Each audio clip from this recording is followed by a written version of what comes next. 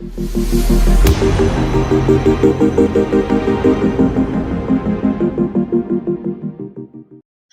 my name is Gibson, and I'm the owner and founder of the Personal Development School. This is your daily breakthrough video, and this is a channel where we provide free personal development content and tools for the subconscious mind. So today we're going to talk a little bit about how to create a plan, how to achieve a goal. And the reason I want to focus on this is I see a lot of people with really big dreams that sort of get into this state of learned helplessness, as if they don't know really where to start, or they sometimes get overwhelmed with their own goals, and so they self-sabotage because they push away the goal because they're really just trying to push away the feeling of overwhelmment associated with the goal. So they try to escape that feeling, and in doing so, they actually often self-sabotage the goal itself incidentally. So if you're experiencing this, if you have a big goal, but you find yourself that you keep sort of sabotaging the action-oriented pieces, chances are you are not breaking the goal down enough into very small and clear actionable steps. And don't underestimate the power of this. This plays an extremely big impact on our ability to take action. So here's what we want to do when we are trying to create the life of our dreams and actually achieve it.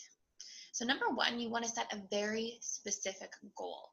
If you say something like, oh, I want to make $1 million. Okay, that's good. That's a good specific number. But I want you to be like, how, doing what, with who, where, like set a goal that actually incorporates the picture of what it is that you're trying to create or achieve. Okay. Or if you say, oh, I want to start a business. Okay, good. Include the details, please. Include the starting the business, doing what. Otherwise, you kind of rob yourself. Again, you set the goal up to fail because you're not clear about what the goal actually is. It's just sort of something you're throwing out there.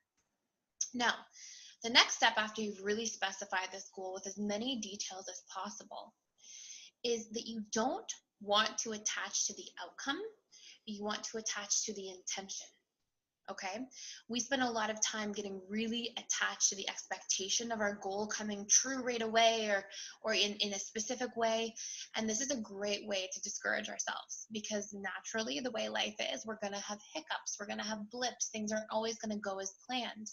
And oftentimes if we become so perfectionistic and obsessed with the expectation of something, we become rigid and brittle and breakable, because we easily associate a feeling of failure with the goal when it's natural actually to have moments where we become discouraged or we have an obstacle get in the way. And when we're rooted in the intention instead of the outcome or the expectation, it leaves this space for us to be flexible and keep changing the approach in order to achieve the goal, as opposed to see one approach not work and then assume that this is a failure and just drop it and let go of our dreams or our goals. So be really clear that you're attaching to the intention. I'm going to move in this direction no matter what happens. I'm going to keep pushing ahead.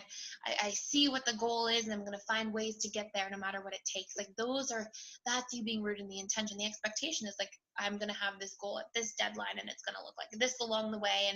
And it can be a little bit almost like delusional to be too rooted in the expectation. And again, it sets us up for failure. Now, here is where it gets a little more detailed. Once you have that goal, you want to reverse engineer your plan and your steps and your strategies to get there in as many steps as possible, or in as many steps as you need in order to feel a sense of relief through the clarity that you now have. Okay, so let's say, for example, that the goal is to become a software engineer working for company X within X amount of years. Okay, and again, make that intentional, not expectational. If it's an extra year or it's one less year, fantastic. Just make it about that this is the passionate direction that you're moving in. So now you would ask yourself, in order to break that down, what do I need in order to make this happen? Okay, and this is part of the reverse engineering part. So you would list all of the things that you need, and you want to, again, be as specific as possible. So let's say you need a certain amount of money to go to school or save to go to school. Maybe you need to pay off certain student debts, or certain previous debts in order to get student loans. Okay, so maybe you need student loans. Maybe you need a part-time job that you think is feasible and will allow you to stay afloat during school. Maybe you need to go back and take a high school course and update one of your marks in order to get into the program. Maybe you need to move back home with mom and dad, and so that you're in sort of the supportive space. List out all of those pieces. Okay, again, list as many as you can possibly think of. Be as detailed and specific as possible.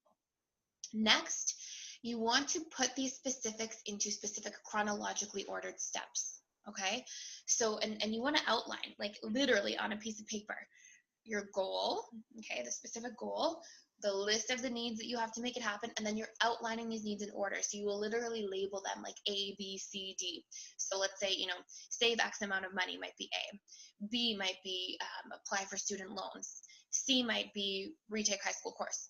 Obviously, those things will probably be ordered in a different, like you probably have to take the high school course first before you can do all the other stuff, or maybe you do them all at the same time, but put them in the order that works for you specifically, okay? Then you want to break this down again. So now you take each of these steps, A, B, C, D, save X amount of money as A, let's say. We'll break this down again. So, okay, in order to save, let's say the number is $10,000.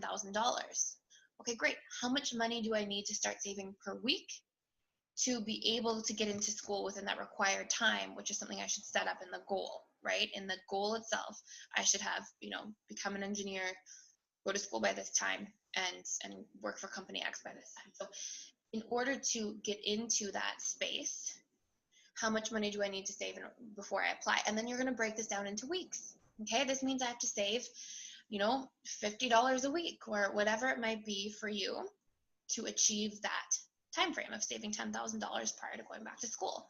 And if it's not achievable, then move with it a little bit. Change the approach. It doesn't have to be so rigid. So if it's like, okay, I can't save $50 a week, I can only save 25. Okay, good. Do you want your goal enough? Extend your time frame. Go back to school within, an extra period of time later. It doesn't have to be, if you want it enough, it's not going to be, you'll notice, it's not going to be so expectational. You'll be willing to be flexible for the things that you're committed to doing because you see the long-term impact and you're willing to go through the challenges in order to achieve it. So if you catch yourself as you're breaking these things down and you're like, oh, this is too much, chances are you're not setting a goal that's really clearly authentic and congruent to what your needs are. So again, go through A, break it down again. How much do I need to save?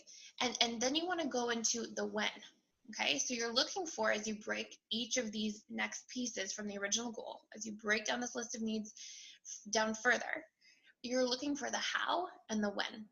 Okay, so when do I start saving, or when will I have this amount of money by? How will I save this money? Do I need to get another passive stream of income? Do I need to pick up a second, part-time job one night a week? And put the how and the when for each of these pieces. And you just keep breaking these down. These are actually really your goals.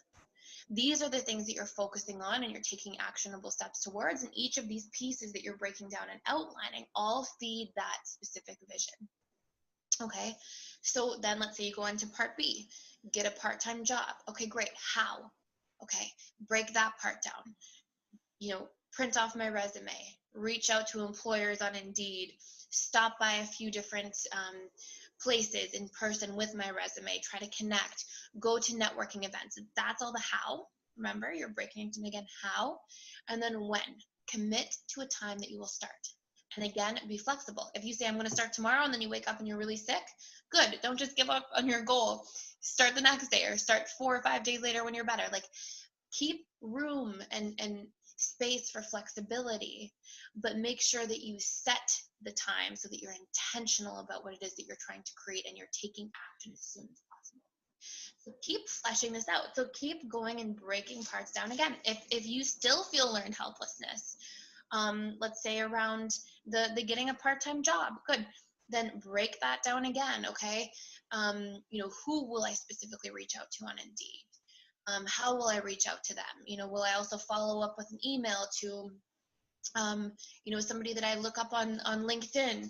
You keep breaking these pieces down until there's such a sense of relief in the goal itself, because you're so clear about every step that you need to take in order to get there. And when you're that clear about all of those steps, you will literally feel this sense of relief about your goal because it's clear. You see that it's possible. You see that it's available to you. And as long as the goal is congruent with what you truly want, not that you're setting a goal on behalf of what mom or dad or, husband or wife or kids expect from you. Okay, as long as this is your goal and it's your truth, just taking it through this process and fleshing it out step by step and breaking it down step by step with those key components involved. What do I need? Okay, make the list, order the list, break each of those pieces on the list down, look for the how, look for the when, okay, and keep doing that. Keep repeating and pulling it right back through that entire process. As long as you do that and the goal is your truth, you will no longer feel a sense of learned helplessness or overwhelmment around the goal. In fact, you'll be excited and inspired to get started. Okay, so set dates, make sure that there's a timeline, and a lot of people talk about tracking your goals, track your goals. I sort of disagree with that, to be honest. I think that when we track our goals, we again go into like the rigidity and sometimes we become discouraged. I think the point is to check in with your goals. Keep yourself accountable. Don't track like every little mistake or error that might go wrong or that doesn't go as planned, because it's just going to happen. And we sort of set that tone or that expectation up again to discourage ourselves. Be open to changing the approach when things aren't working or things don't go as planned. Learn from that. Oh, this isn't working. This isn't going as planned. Cool. What is it showing me about myself? How can I learn? Where do I need to grow in this area? Where am I disempowered, and how do I come up with a strategy or solution? Don't take these things at like face value and track all the statistics and give the statistics meaning, because you just into a space of you limiting yourself instead of opening yourself and continuing to learn, adapt, and change your approach in order to keep growing and thriving. So check in with your goal, keep yourself accountable. And there you go. There's your process to really take a big dream, a big vision, break it down into small, actionable steps, make everything nice and clear, and then again, leave that room for flexibility. I hope you enjoyed this video. If you got a lot of value out of it, please like it, share it, subscribe to our channel, and please feel free to check out our resources that we have at www.personaldevelopmentschool.com. Thank you so much for watching.